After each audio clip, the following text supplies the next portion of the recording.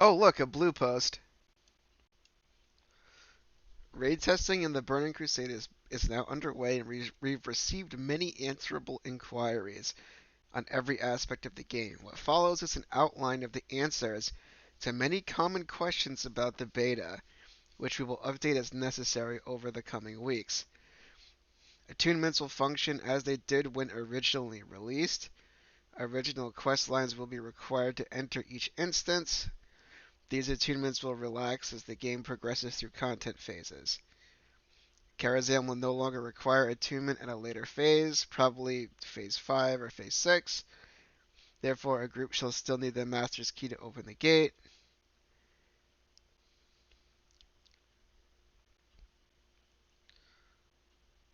Throughout Burning Crusade Classic, we plan to make it so that progress on forthcoming raid attunements can be made before the opening of the raid the attunement is for.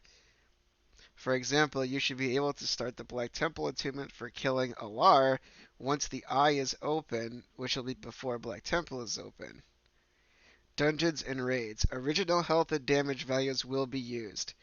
These, as well as some mechanical changes, will then be adjusted in future phases. The original state for raids will persist throughout the phase during which it is current content.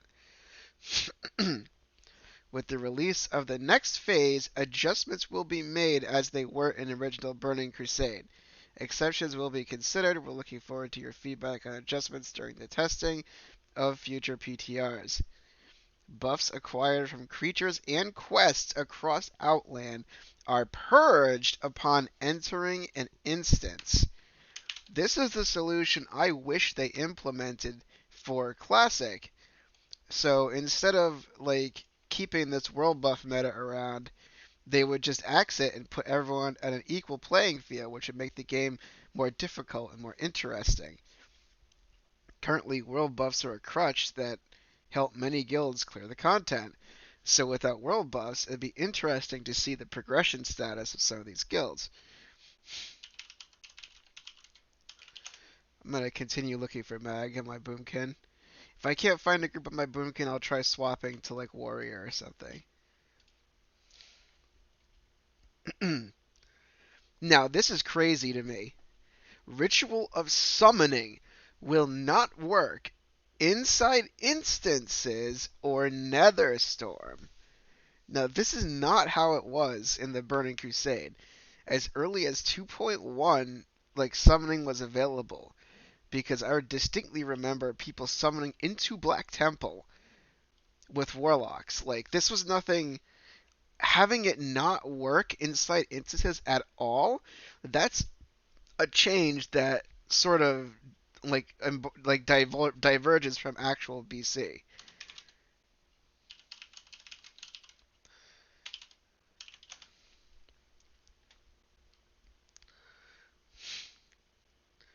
Interesting. Badges of Justice will not drop in raids until a later phase. However, Badges of Justice dailies will be available in all phases. Eh, I mean, I guess that's alright. Primal Nethers and Vortexes will be BOP during the respective phases. Outland faction vendors will initially sell the items they originally sold. Their offerings will update as content unlocks. Example, the Swift Skyfire Diamond gem recipe from the Consortium, the Mysterious ammo from Karazhan, and PvP gear from all factions. Ring enchants and jewel crafting specific gems now have a proficient requirement to benefit from them. So this is a change from TBC.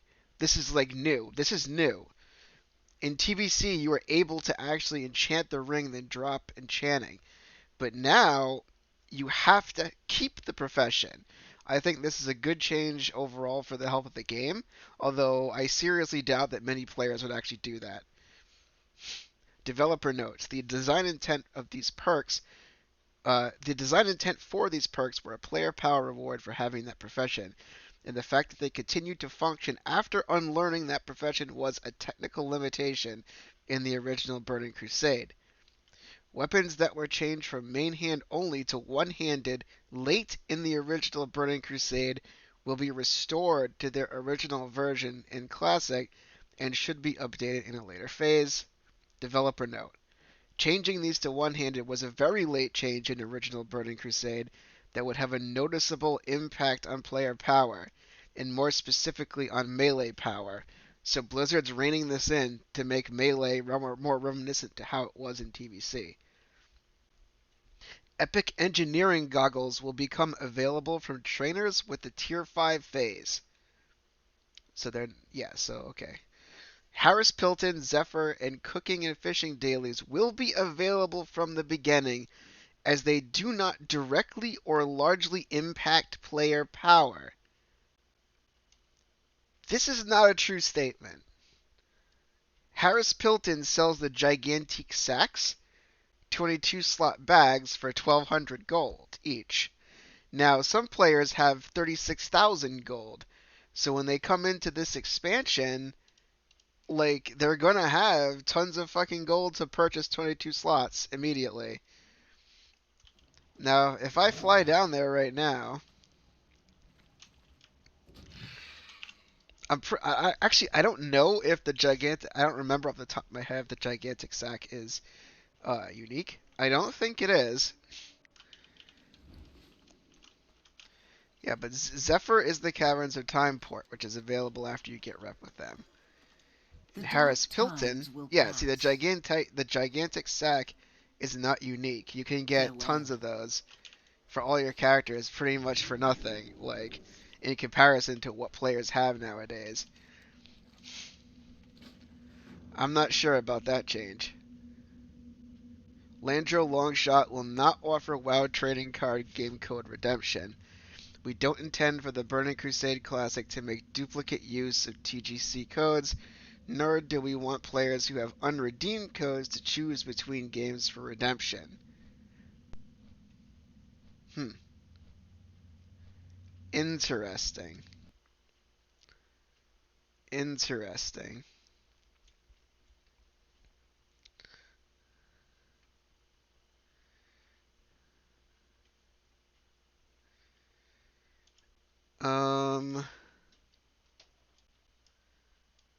Let me see. Magtheridon.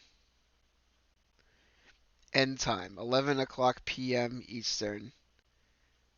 Okay, so Magtheridon's closes at around 11 o'clock p.m.